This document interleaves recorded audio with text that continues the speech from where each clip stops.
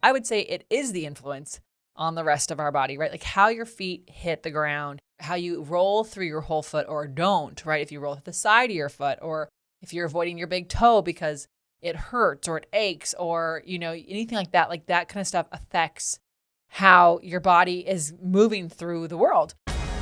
Welcome to the Be It Till You See It podcast, where we talk about taking messy action, knowing that perfect is boring. I'm Lesley Logan, Pilates instructor and fitness business coach. I've trained thousands of people around the world, and the number one thing I see stopping people from achieving anything is self-doubt. My friends, action brings clarity, and it's the antidote to fear. Each week, my guests will bring bold, executable, intrinsic, and targeted steps that you can use to put yourself first and be it till you see it. It's a practice, not a perfect. Let's get started. Welcome back to the Beit Till You See It interview recap, where my co-host in life, Brad, and I are going to dig into the grounding combo I had with Dr. Jenifer Perez in our last episode.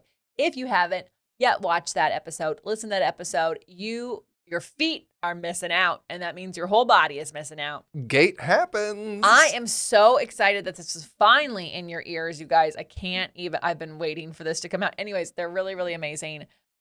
But before we get into your feet, today is July 10th, 2025, and it's Global Energy Independence Day. We observe Global Energy Independence Day on July 10th yearly. It aims to raise awareness about the importance of alternative fuels. We are currently using fossil fuels as our sources, and they need replacing. Fossil fuels are non-renewable and require a very long time, millions of years to form. They also are a source of pollution. On this day, How about that? On this day, we raise awareness against fossil fuels and focus on finding alternative sources that are renewable and relatively non-polluting source of energy. Michael D. Antonovich, a member of the LA County Board of Supervisors. Antonovich. Antonovich. Well, I think you could have done either way. You got it. Yeah. County Board of Supervisors started this day in 2006. Good for him. I know. And so we should all, just look at what you can, obviously don't come at me. I know some of you live in places where you can't have an electric car because it's going to be -30 and, whatever. And that's hard. But what renewable resources can you use? What can you switch out, or how, what can you reduce, or what can you be more thoughtful of? Maybe instead of driving to work every day, you carpool with people, just things like that. Because our friends, we've talked about them before, they take each other's kids to school. So instead of two cars going to the same school from the same neighborhood every day, they have one. Yeah, I love that. I mean, also too, with the grid taking more abuse because things are getting hotter and colder, it's important to have energy independence, even for your house. Yeah. How do we do that? You know how my parents used to do it? Firewood.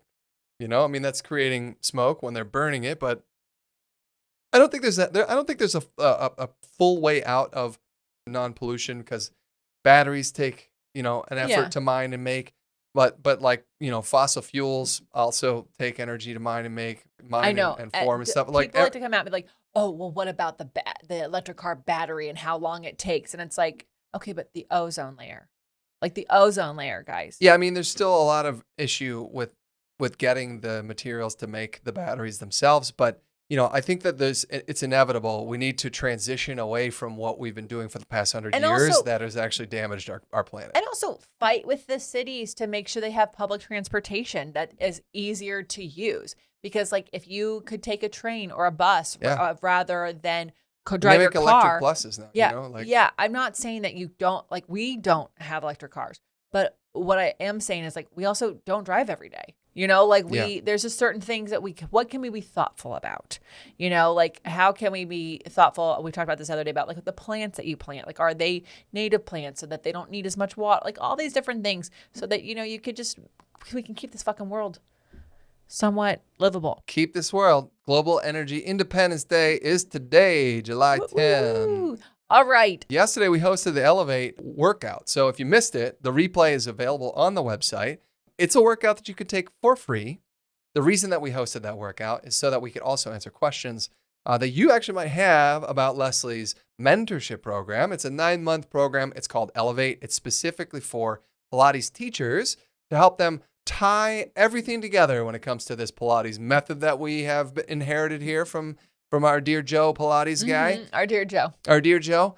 The reality is that the way that marketing has taken the world by storm when it comes to Pilates is that most people just think Pilates is one of the many pieces of equipment that are involved in the system of Pilates, and they just don't know all of the other pieces. And often what happens in our training is that there's a major focus on one or two pieces of equipment, and people don't see the bigger picture. And so during Elevate, it allows you the opportunity to dive in on the Cadillac, the chairs, the barrels, and then, of course, also the reformer and the mat.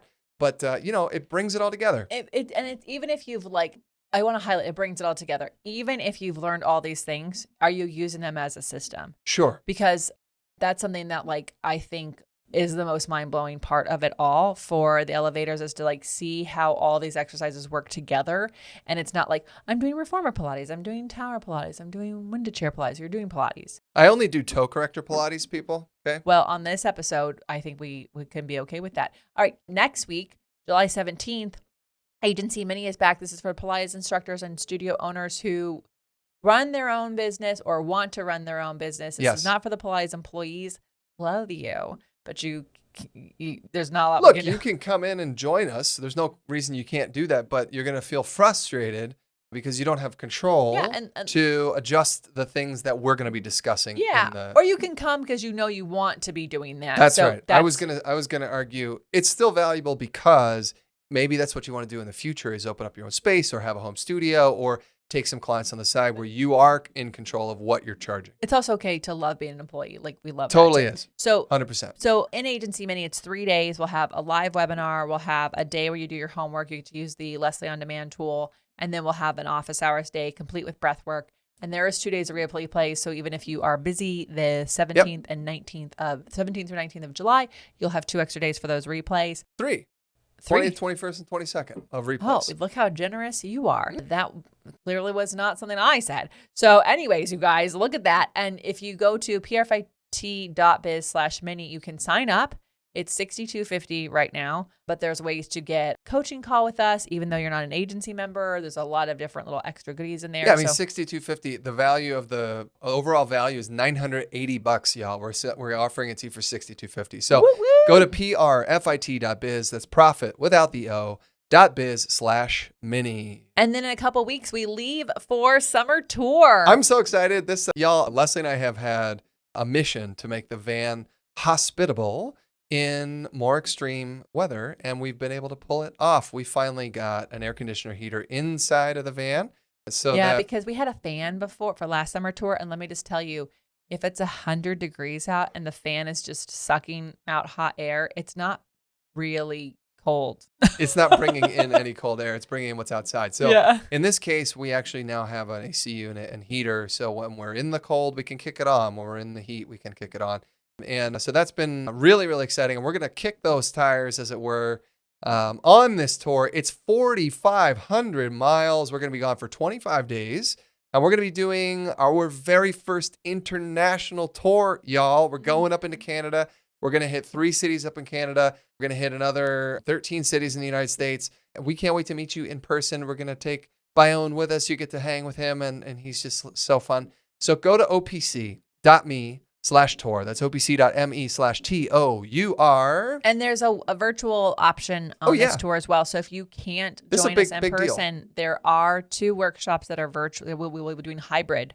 And so we invite you, if you're feeling the FOMO, to sign up for those. And if you're trying to figure out where they are, they're in Calgary. Okay, so when you go to opc.me/tour, click on the Calgary stop.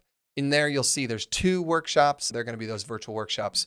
Good point. I love that. And this is the first time we've ever offered that available to everybody. Yeah. So that's a big deal. So check that out. All right. Next up, we are going to be in the UK. We're still touring. It's just a different tour. Instead of the OPC summer tour, it's the UK mullet tour, and it's business in the front and Pilates in the back. So there's business life type workshop in the morning, and then Pilates workshops in the daytime, plus a class. There's 2 locations. You can go to Leeds or Essex or both. There's only 1 workshop that crosses over, and you want to go to opc.me/UK. There are day passes for the Essex stop because that is during the week. Yep, we're doing a workshop on a Tuesday and a Wednesday because sometimes that's the best day. And then we have the weekend, the Saturday, Sunday options are at the Leeds location, and that only has a couple spots left. So opc.me/UK to get your spots for that. And then finally, come join us in Cambodia. We'll be there in October. It's going to be just an amazing trip. We're really, really looking forward to it. It's going to be one of those like markers in your life where you get to look back on and go, remember when? And that it's going to be one of those. Like literally, we have people who have gone on this trip and then they've talked about it so much when they got home that they came back with their friends the next year. Yes. It's happened 3 times now over the years. 3 times. 3 different times we've had repeat visitors because it's just one of those trips that is mind-blowing. So crowsnestretreats.com. Come do Pilates, come eat amazing food, meet awesome people, and actually take a break from life. Take a retreat. Take a retreat. Come join us. All right, before we get into this great gait conversation that we have with Jenifer Perez, trying to be cute there, we had a question, and it was from @male Sandy Morale from YouTube asks, can you talk about flat cervical neck or herniation in cervical areas and the effect of exercises such as Jackknife? Okay, so the Jackknife exercise is one of many exercises in Pilates that you go overhead. And so if you have stuff going on with your neck, like a herniation, it's not for you. Not allowed. Don't do it. No. So if you have a flat neck and there's no pain or contraindications, like you just have like a military spine, yeah, it's just like Brad. Brad has this. You can do overhead exercises. That being said, they're going to be much harder because we've got to be able to flex your thoracic spine and stand on those shoulders. So Jackknife does not. No overhead exercise should be weight on your neck at all. It's not like a shoulder stand in yoga. Like there's no weight on your neck there. You're using blankets if you do it correctly to be up on your shoulders. But there's no weight on your neck. You are on your shoulders. But typically if you have a herniation of the neck, have to be mindful of the things you're doing with your shoulders and especially the weight you're putting there because it's very easy for you to strain that, right? So if you have a flat cervical neck and there's no issues, no contractions, we just have to really build up your shoulder stability. You can stand on that. But if you have anything going on, fusions, herniation, stenosis, things like that with your neck, guess what you get to do? So many other exercises. So many. Double straight legs. 499 other exercises. Yeah. Any of them that are not going upside down in the back. Well, and also Jackknife is a dynamic exercise where you flex your spine, and then you stand on your shoulders, and then you guide everything down with your core, and then you work the legs away. So double straight leg stretch is great for you. Elephant is great for you. Upstretch combo is going to be good for you if you can get to extension, but upstretch for sure. So there's just so many. So don't ever let overhead exercises like being outside of your practice make you go, oh, I'll never be advanced. No, an advanced practitioner means that even beginner exercises are hard for you. So just omit those things that are overhead and replace them. Like if you're doing OPC classes, you'd replace Jackknife with an exercise that was challenging for you. Boom, there you go. I dig it. Well, that's a really helpful explanation, and thanks for writing in your question. If you have a question, please join us by going to beitpod.com/questions, beitpod.com/questions, and you can submit a question there, or you can submit a win. If you listen to the pod, you're very familiar with our Friday episodes where we get to celebrate you. This is the easiest way for you to send that in. Send in your questions, beitpod.com/questions. Yeah, let's do it, people. Let's get to it. Stick around. We'll be right back. We're going to dig into this really helpful conversation that Lesley had with Dr. Jenifer Perez all about the feet. Okay, now let's talk about Dr. Jenifer Perez. Dr. Perez is a doctor of chiropractics and a lower extremity specialist, as well as the co-founder and vice president of Gait Happens, G-A-I-T, Gait, as in how you walk. A platform dedicated to helping people understand, strengthen, and reclaim their foot health. Though initially uninterested in feet, her perspective shifted after discovering the critical role they play in overall biomechanics. Today, she empowers people through evidence-based tools and exercises that address common issues like foot pain, plantar fasciitis, and bunions. Her mission is to help people move better, starting from the ground up. Yeah. I mean, so many things I like that she said. I actually still follow them and do their tips, and I am a big fan of their toe spacers, and we do have an affiliate link And we do have discounts for you. So make sure you go into the show notes. I think the code is Lesley, if I'm not mistaken, just Lesley, but you'll have our links in there. Get the tools you need. I like the little toe spreaders. I like little TheraBands for my toes. Just really, really fun. So anyways, one of the things that I love that she said is our feet are our foundation, and how they interact with the ground has a huge influence on the rest of our body. I would say it is the influence on the rest of our body, right? Like how your feet hit the ground, how you roll through your whole foot or don't, right? If you roll to the side of your foot, or if you're avoiding your big toe because it hurts or it aches, or, anything like that kind of stuff affects how your body is moving through the world. And she said modern footwear is a major contributor to foot dysfunction. We talked a lot about modern footwear and like Brad's favorite sandals and just I've been really interested in this. I was buying some new weight training shoes, and I was quite specific and look at the weight training shoes. Like, okay, how do I get ones that have a wide toe box for my foot? How do I get ones that I can really feel my feet on the ground? That, I really happen to like the ones I'm using. It's almost like I'm not wearing shoes, which is really nice, but they're not like Vibrams or whatever, but they're really, really great. So I just think that we need to be more conscientious of the shoes that we're buying and how we're doing this, because it's affecting our whole body. And she said, because your body can only move in the range of motion that's allowed. So if you're working with shoes that don't let you roll through your feet because they're really stiff, or you're working, you're walking around in heels, they have a time and a place, my loves. But it affects how your whole body moves. And that's why your back can hurt, or your hips can hurt, or things like that. And she said there's a ton of small things you can do to add to your foot health each day. So you guys, right here while you're listening to this pod, you can actually massage your foot. We have a Naboso ball that is in Brad's office, and we just both toss it on the floor while watching TV, and we roll our feet on this ball because it's so good for spreading the bones, spreading the toes, things like that. So you got to give your feet a little love. That's what she said. Yeah, when I was listening to the interview, what struck me was the progression that we make inadvertently, a negative progression. So I guess it's a regression in our foot health when we try to solve the problem by putting them into comfy shoes, right? So we put it into a shoe that we're like, oh, it feels so much better. And then that only lasts for so long. And then we need to find a better solution or another solution. And then now we have a softer shoe, or we have whatever. And it just keeps getting worse and worse and worse. And she said at one point we have to break that cycle. And how do we break the cycle? You can do it with Pilates, y'all. You can also work with them if it's really a bad thing, like if you've got a lot going on there, and they'll be able to help you start to figure that out. But, she said, I love my Birkenstocks. I'm a big fan. And she said there's a couple of really amazing things. They let you spread your toes wide and all that kind of stuff. She said, but they're also a very stiff shoe. And so you're not bending your foot, during as you're walking the way that you ultimately want to be doing.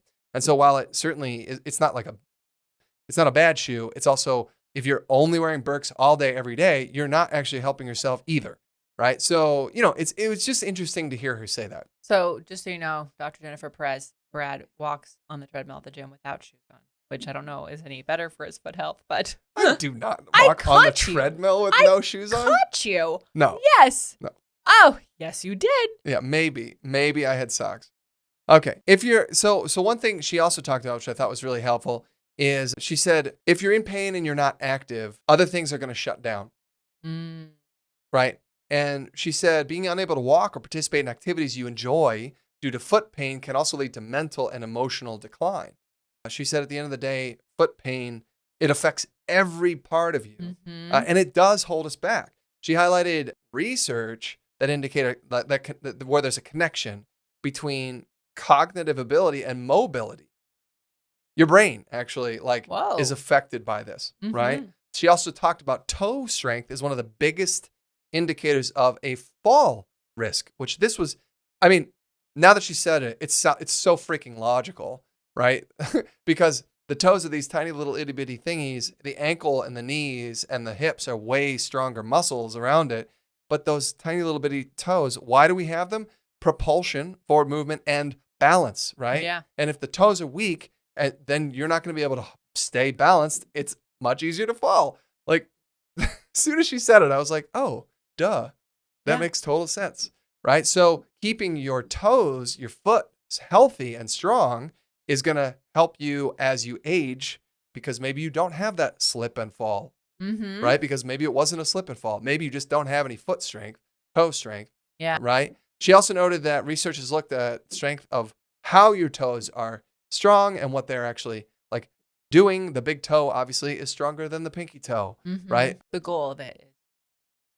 Correct. It should be stronger than the pinky toe. She said when it comes to strength, the big toe should be able to press with about 10% of your body weight and about 7% for the other toes, right? Yeah. Also, she said our bodies like are amazing in that they can compensate, which is it's when we start compensating, when we're not evenly using the strength of our toes, when we start to compensate, that's when things start to get jacked up, right? Like think about it. If you're always walking on the one side of your foot and you're not using your feet, your toes equally when you're walking forward, eventually the outside of your foot or the inside of your foot is going to be, off balance from the rest of it. And it's going to start to affect where it gets picked up by other things. I've experienced plantar fasciitis. I also know I literally walk on the outside of my feet. I literally used to stand on the outside of my feet when I was working in restaurants because my feet were in pain, and it was like less painful to stand on the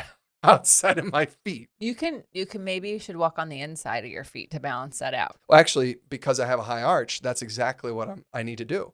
It's very typical to see people with high arches walk more towards the outside of their feet.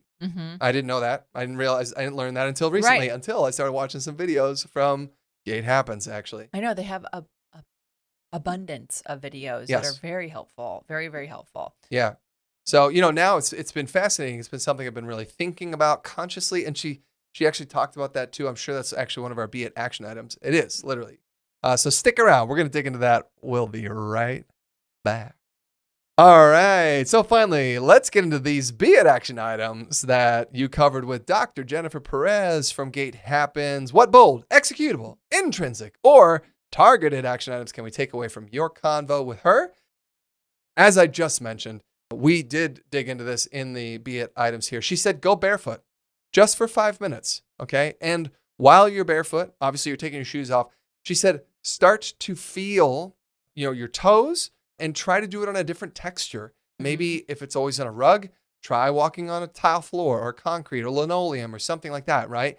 Go outside, walk on the grass. Let your feet move and feel. Because when you walk on grasses, even though they cut it level, like currently while we're recording this, they're mowing our lawn. Yep. And it will look level. And then you walk out there and it's like, oh, very uneven, actually. Yeah. Very uneven. But it's good for your feet. She talked about how when you're walking, just feel each toe. Feel what you're doing with your foot. We don't consciously think about it when we're using our feet. We just flop them down because, I don't know, we've been walking for our entire life. So, but we're not consciously aware of how we're doing it. So think about it for 5 minutes. Actually focus on it for 5 minutes. That's free, easy, and it's actually very enlightening because I started to notice, oh wow, I'm actually hardly using my big toe, which should be used more, right? Yeah. Crazy stuff. What about you? Well, I already slayed this one. Yes, you did. And actually a couple times. She also challenged the next time you buy a pair of shoes, buy a pair that may look a little different than you're used to. So, for example, the shape of the shoe should look like your foot. Okay? So like ideally, and if you look on Instagram, what people are trying to do is like put your foot on the shoe, like on a running shoe, your big toe should be able to be straight ahead. Because if your shoe is pulling this big toe or pinching your toes into I'm covering the mic, sorry guys, pinching your toes into a little triangle, duh, your foot hurts. Duh, you have back pain, all that stuff. It's not good for your feet. Yeah, dress shoes definitely don't give you much room in there, right? I'm only wearing really beautiful tennis shoes now. But when we got hiking boots recently, I also was looking, I was like, oh, I like this. I'm like, oh, that's going to be too narrow. Oh, that's not the shape of my toe box. I got these ones. They're wide. They're a little, they could be like freaking Uggs, how wide they are. But my whole toe box fits and my toes aren't scrunched and I really like it. And I like those toe spacers I was talking about that they have that I love. I know it's a good running shoe and weight training shoe if I can wear my toe spacers in them because there's room for my toes to be spread out in that spacer. Then there's room for my foot and I love it. Another tip she talked about when it comes to shoes, first off, they have like a list of shoes on their website So go check that out and be like, I'm shopping for this type of shoe. See what they recommend. But also, she said, if you're never what is it? The Vibrams that are the toe shoes. Yeah, they're right? so not sexy. Yeah, whatever. Not the point. The point is that they are clearly giving you your foot shape, the room to be its own shape instead of jamming it into something small. But imagine if you've never worn something like that before. Yeah. It's going to take time for your body to adjust and accept that. So you might get those thinking this is going to be the thing that's going to help me. And it might help you eventually. Well, yeah, but start small. She's Yeah. like, wear them for a few minutes. Then, wear something else. Wear them again, and get used to it. Because I remember when we bought our initial hiking shoes years ago, and it was the first time I ever had, they weren't trail running shoes, were they? Yeah, they were trail running shoes. And they were basically like huge open inside shoe. There was very little support and it was wide. And I'd never worn a shoe like that. And it took me weeks to be able to wear them all day. Oh, yeah, the ones we got for our honeymoon. Yeah. Yeah, I think, you definitely want to start small, start for a few minutes, get used to it. I mean, same goes if you're actually working on your gait, like they're doing. I switched my running pattern for a long time. I went from being a heel striker to, I forget what they call it. But anyways, a 4-foot runner. And it just takes time.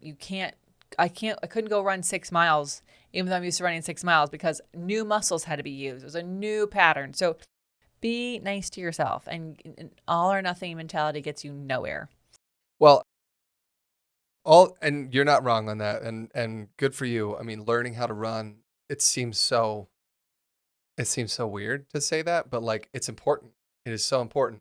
Just like learning how to walk and actually use our feet properly. So anyway, y'all, we actually have a link for you if you're interested in having Gait Happens work with you on your walk, your feet, any issues if you have a bunion or you have plantar fasciitis and you're feeling stuck in life.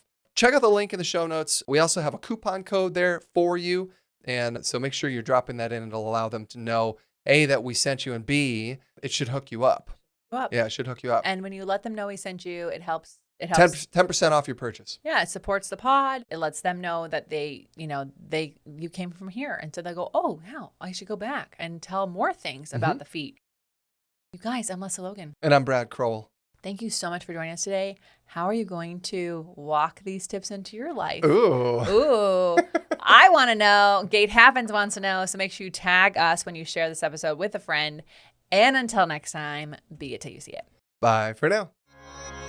That's all I got for this episode of the Be It Till You See It podcast.